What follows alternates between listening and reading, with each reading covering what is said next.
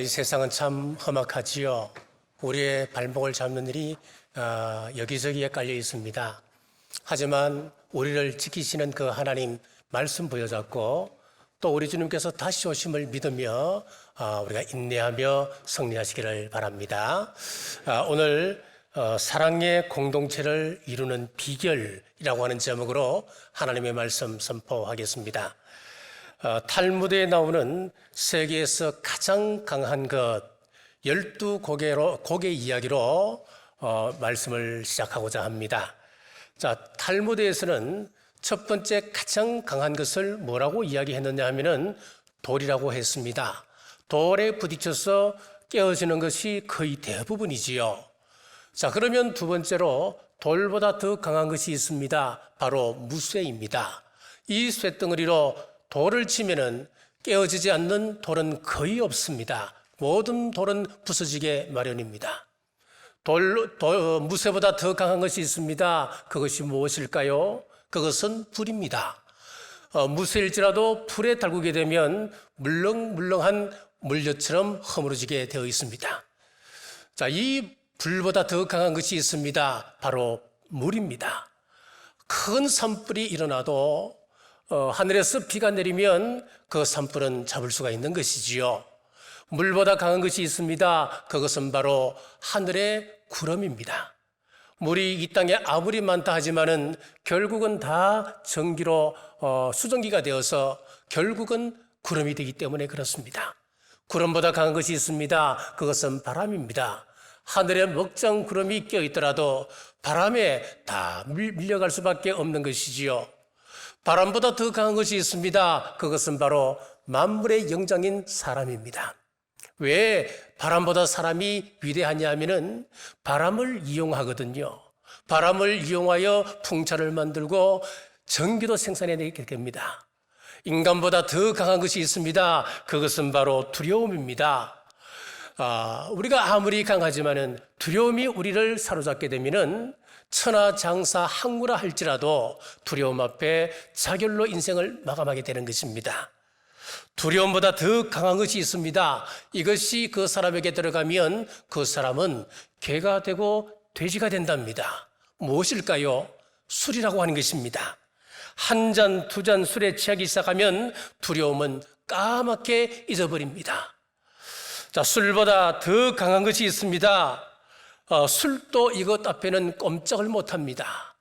술 마시고 객기를 부리더라도 잠이 오면은 잠 앞에는 어쩔 수가 없는 것이지요. 천하장사 장비라 하더라도 술에 취하여 잠들어 있다가 결국은 비참한 처를 맞는 겁니다. 잠보다 더 강한 것이 있습니다. 죽음입니다.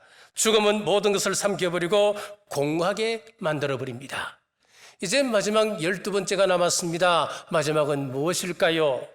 탈무드에서는 이 마지막으로 죽음보다 강한 것은 사랑이다라고 했습니다. 우리가 세상을 살면서 많은 문제를 만나는데 사랑은 모든 것을 넉넉하게 이기게 해줍니다. 병이 들어도 사랑이 있으면 이겨낼 수 있습니다. 사랑 앞에는 죽음도 두려움도 문제될 게 없습니다. 이 사랑이라고 하는 것을 알면 알수록 신비롭습니다. 그렇습니다. 사람에게 있어서 가장 중요한 것은 사랑입니다. 자, 그렇다면 교회 공동체를 이루어가는 데 있어서 가장 중요한 것은 무엇일까요? 여기 또한 사랑입니다. 사랑이 가득한 사랑의 공동체를 이루어가는 것입니다. 그럼 사랑의 공동체를 이루기 위한 비결을 살펴보겠습니다. 첫째는 겸손과 온유입니다. 에베소서 4장 2절 상반절에 보시면은 모든 겸손과 온유로 하고 라고 했습니다. 겸손이 무엇입니까? 여러분들은 겸손을 알게 되면 우리 신앙에 있어서 굉장한 비밀을 알게 되는 겁니다. 사람들은 예수님을 믿기 전에는 최소한 저 죄인보다는 내가 나을 것이다, 바리새인과 같은 마음을 갖기 십상입니다.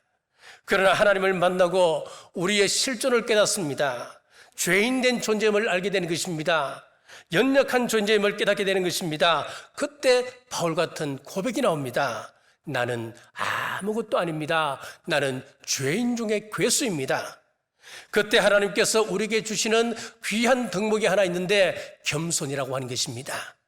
그래서 겸손히 우리 주님 십자가 붙들고 기도하게 되면 예수님께서 나를 위하여 죽어주셔야 할 만큼 나라고 하는 존재는 참으로 귀한 존재임을 깨닫게 되는 것입니다. 그 다음에 주어지는 은혜가 무엇이냐면 내게 능력 주시는 자 안에서 내가 모든 것을 할 수 있습니다 라고 하는 존재가 되는 것입니다. 그렇습니다. 여기까지 이르려면 겸손이 반드시 필요합니다.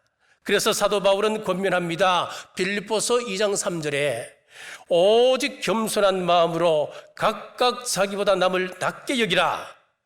가정에서 내 부모를 높이고 남편은 아내를 높이고 아내는 남편을 높일 때에, 그리고 타인에 대하여서는 나보다 남을 낮게 여기게 될 때에 바로 그곳에 천국이 건설될 것이다 라고 사도 바울이 우리에게 권면하는 겁니다.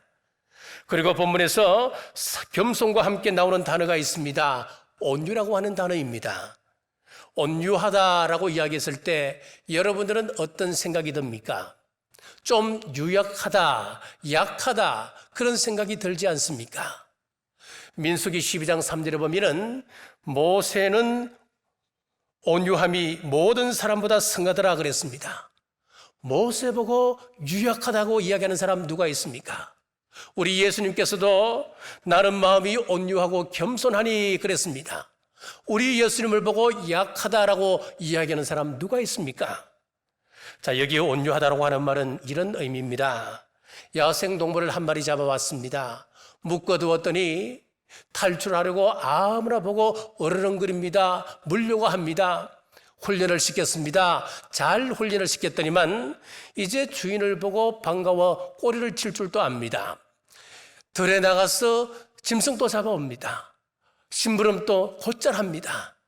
이렇게 잘 훈련된 것을 보고 온유하다 그렇게 이야기합니다.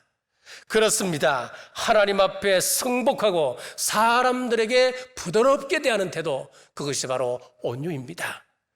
대개 믿음이 좋은 분들은 이런 공통점이 있습니다. 부드럽습니다. 그분의 얼굴이 부드럽습니다. 성품이 부드럽습니다. 그분의 언행이 부드럽습니다. 성령님으로 충만한 사람, 지혜로운 사람은 어떤 사람이냐? 전도서 8장 1절에 보면 누가 지혜자와 같으며 누가 사물의 이치를 아는 자이나 사람의 지혜는 그의 얼굴에 광채가 나게 하나니 그의 얼굴에 사나운 것이 변하느니라. 얼굴에서 사나운 것이 빠져나가고 얼굴에서 광채가 난다 라고 했습니다. 그렇습니다. 성령님께서 우리에게 찾아오시면은 딱딱한 얼굴이 변하여 부드러운 얼굴로 바뀌게 되는 것입니다. 자, 영성신학에서는 이런 이야기를 합니다. 진화할수록 부드러워진다라고 이야기를 합니다. 광물보다는 식물이 부드럽습니다. 식물보다는 동물이 부드럽습니다. 동물 가운데 가장 부드러운 것은 우리 사람이라고 이야기합니다. 사람 중에도 어린아이나 우리 젊은이들 보면 매우 유연합니다. 그런데 나이가 들면서 여기저기가 딱딱하게 굳어져 갑니다. 그리고 완전히 우리 몸이 굳어지게 되면 그것을 우리는 죽음이라고 이야기합니다. 딱딱해지면 죽는 것입니다. 우리의 영적인 성품도 마찬가지입니다. 부드러운 것이 이기는 것입니다. 온유한 것이 이기는 것입니다. 교통사고가 나면 가장 먼저 부러지는 것이 무엇입니까? 갈비뼈, 쇄골 이런 것들 아니겠습니까? 우리가 딱딱하다고 생각했던 것, 강하다고 생각했던 것들이 먼저 부러지는 것입니다. 혓바닥이 부러져서 죽었다는 말 들어보셨습니까? 무슨 이야기냐면은 온유한 것, 부드러운 것이 이기더라 이 말씀입니다. 자동차는 대개 2만 개의 부속품으로 이루어져 있습니다. 그 부속품 하나하나를 보면 거의 대개는 무쇠로 이루어져 있다고 그러지요. 그 딱딱한 것들이 톱니바퀴처럼 물려서 돌아가는데 어떻게 그 딱딱한 것이 문제를 일으키지 않고 그렇게 돌아갈 수 있는 것입니까? 여기에는 윤활유가 들어가 있기 때문에 그렇습니다. 윤활유가 있기 때문에 그것을 부드럽게 하는 것입니다. 힘차게 굴러갈 때마다 부드러운 윤활유가 공급되기 때문에 2만 개의 부속품이 문제를 일으키지 않고 힘차게 달려갈 수 있게 되는 것입니다. 우리 교회가 어떻게 하면 천성을 향하여 건강한 교회로 아름답게 달려갈 수 있는 교회 될 수 있겠습니까? 우리 가운데 윤활유 같은 온유한 성령님의 기름이 있을 때에 이 일이 가능하지 않겠습니까? 남을 나보다 낮게 여기는 겸손과 온유한 윤활유 같은 부드럽고 온유한 성령님으로 덧입고 사랑의 공동체를 만들어가는 우리 모든 성도들 되시길 주님의 이름으로 축복합니다. 두 번째는 오래 참아야 합니다. 2절 중반절입니다. 오래 참음으로 그랬습니다.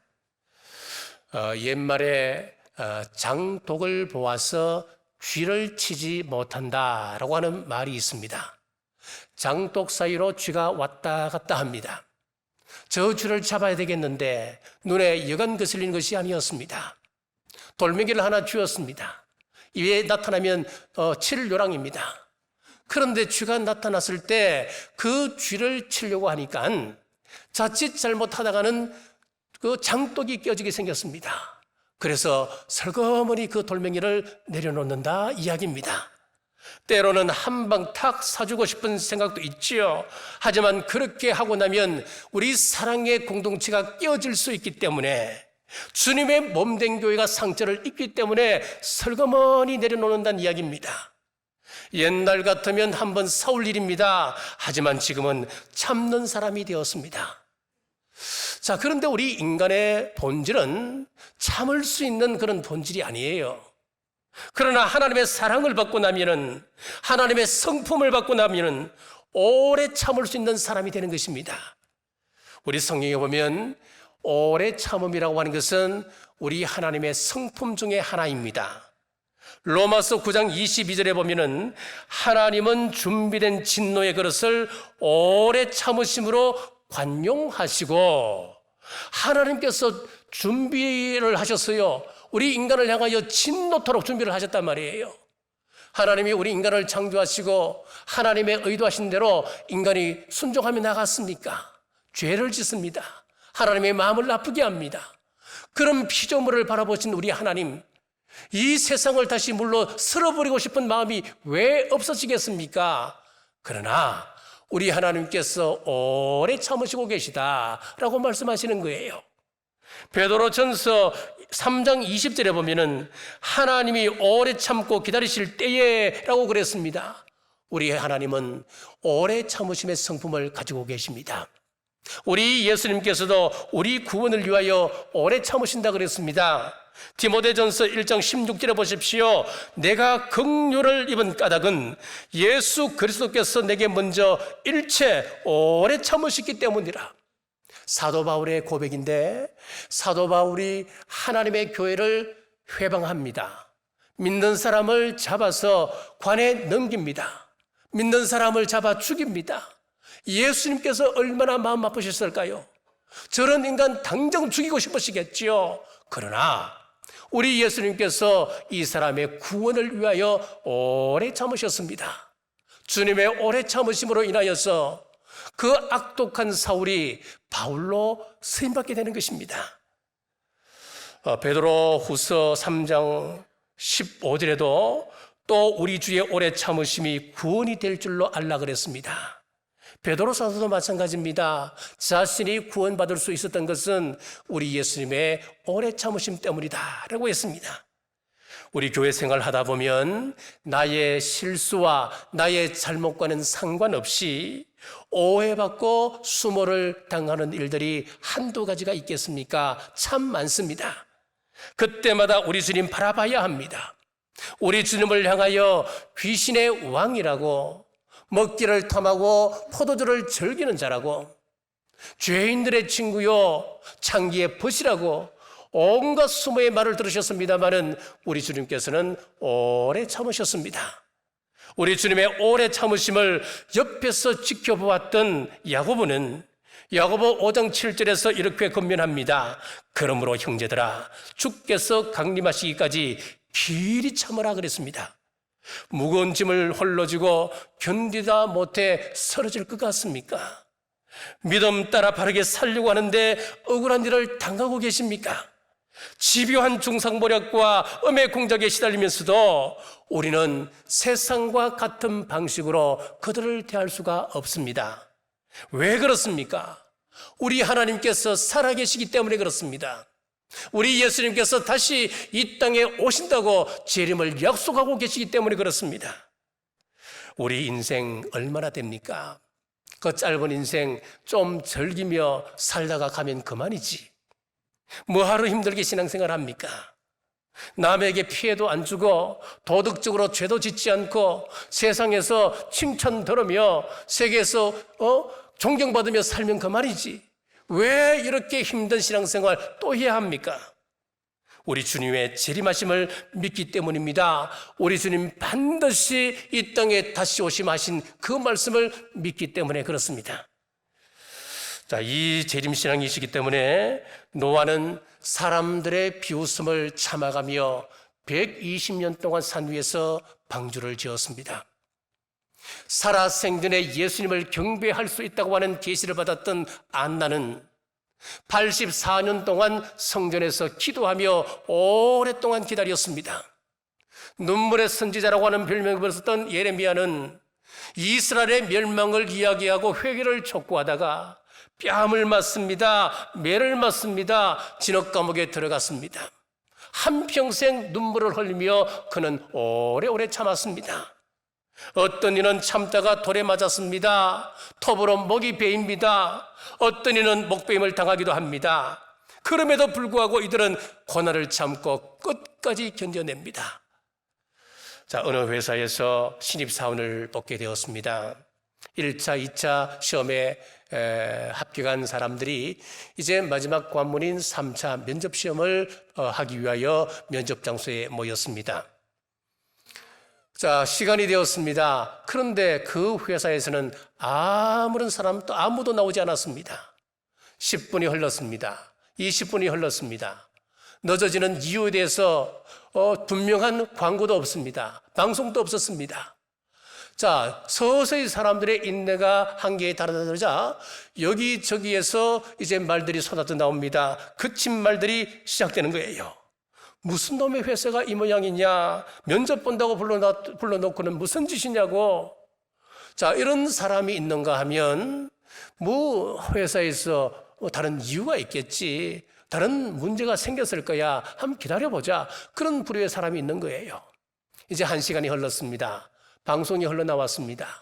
여러분, 우리 회사에 지원해 주셔서 참 감사합니다. 우리는 약속대로 1시간 전부터 당신들을 면접했습니다. 그리고 이제 면접이 끝났으니 조심해서 돌아가시기 바랍니다. 그리고 끝이에요. 그랬습니다.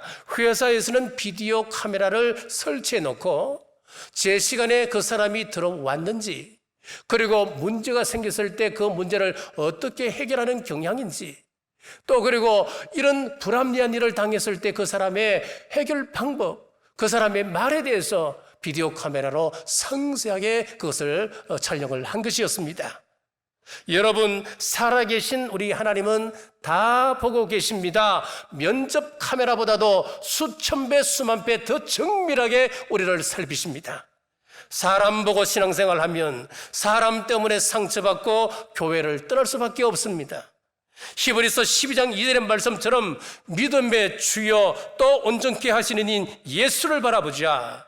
우리의 마음과 시선을 우리 예수님께 고정시키고 오래 참는 우리 모든 성도님들 되시길 주님의 이름으로 축복합니다. 세 번째는 서로 용납해야 합니다. 2절 하반절입니다. 사랑 가운데 서로 용납하고 라고 했습니다. 자, 우리 예수님께서 탕자의 비유를 말씀하셨습니다. 탕자가 모든 재산을 탕진하고 다시 아버지께로 돌아왔습니다. 돼지 우리에서 돼지가 먹는 쥐업 열매를 먹고 살았던 사람이었기 때문에 그에게서 냄새가 얼마나 지독했겠습니까? 아들이 돌아왔을 때 아버지가 어떻게 합니까? 야, 네 행동 다 고쳤냐? 반성 많이 했어? 이제는 완전한 새 사람이 되었겠지? 이제 결단 또 새롭게 섰겠지? 그렇게 이야기하지 않았습니다. 그저 냄새나는 그 아들을 자신의 품에 꼭 안아주었습니다. 새 옷으로 갈아입힙니다. 손에 가락지를 끼우고 발에 신발을 신기고 송아지를 잡아서 잔치를 베풀어 주었습니다. 그렇습니다. 우리가 주님 전에 나올 때에 아름다운 인격으로 돌아온 것이 아니었습니다. 그럼에도 불구하고 주님께서 피 묻은 손으로 우리를 안아주셨습니다. 의의 옷을 입혀주셨습니다. 옛 모습 그대로 모나고 이기적인 모습으로 주님 전에 찾아왔습니다만 우리를 더럽다 추하다 말씀하지 않으시고 하늘나라 영원한 백성 삼아주셨습니다. 호세아서를 보면은 인간 이성으로는 도저히 이해할 수 없는 사랑 이야기가 나옵니다.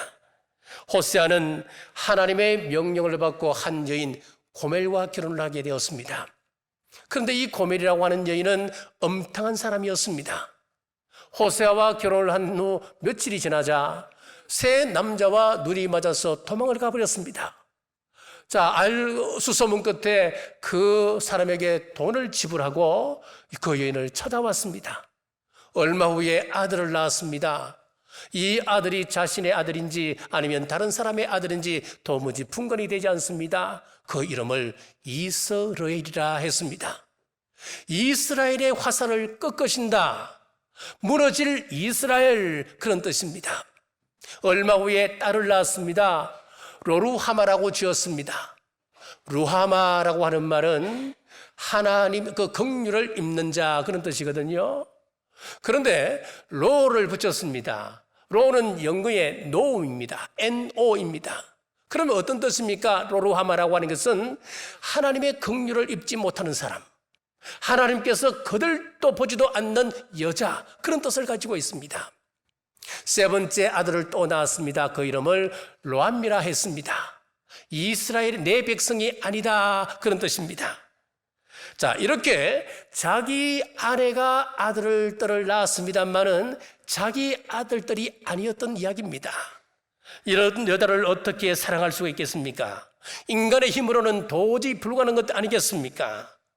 그러나 사랑의 근본이신 하나님의 사랑을 받고 보니, 그 사랑을 깨닫고 보니 호세아는 그 아내를 사랑으로 용납할 수 있었다라고 하는 이야기입니다. 고멜이 누굽니까? 저주받고 멸망받아 마땅한 저와 여러분들입니다.